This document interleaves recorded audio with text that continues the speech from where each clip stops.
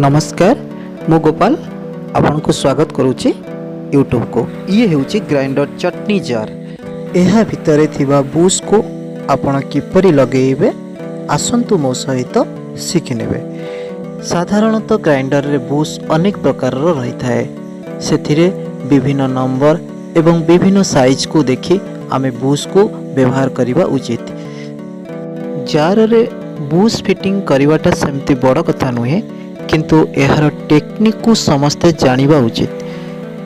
Jar coupler लेबुल एवं motor coupler लेबुल भितरे तालमेलर आवश्यकता थाए।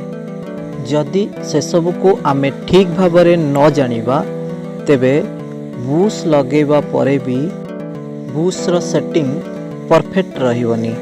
तेणु बुश लगेबार आवश्यक ट्रेनिंग मु यार परवर्ती वीडियो रे आपन को देवी, किंतु वर्तमान आज बुश किपरि लगेइबा ताहा मु आपन को सिखेइबी। प्रथमे जार रो कपलर शाफ्ट खोलिबा, तेबे एहा परे गोटे स्टैंड को व्यवहार करी स्टैंड ऊपर जार को रखिबा।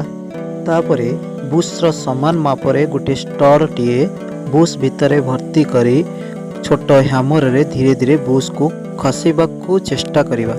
तापरे जार सकेट भितर बुश टी बाहरी आसीबो।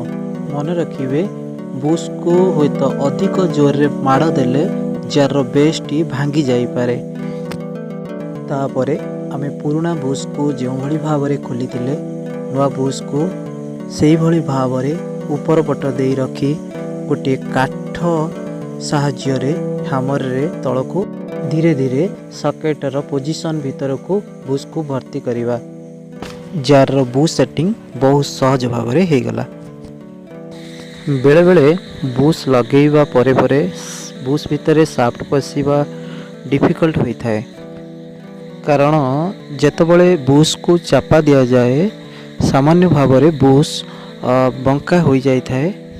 तेणु ये जो राइमर देखुंती ये राइमर को बुश भितर भर्ती करी ताकू सामान्य भाव में बुलेई देले बुश भितरे शाफ्ट फ्री हो जाए।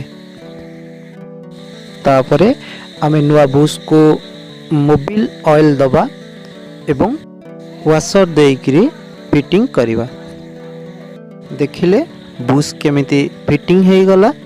एही भली भावरे आमे आगो को बहुत प्रकार टेक्निकाली आम एसटी इलेक्ट्रिकल तरफ आपण मानको आमे देखेइबु। आपण माने आम चैनल को सब्सक्राइब करंतु, शेयर करंतु एवं लाइक करंतु। रहूची धन्यवाद।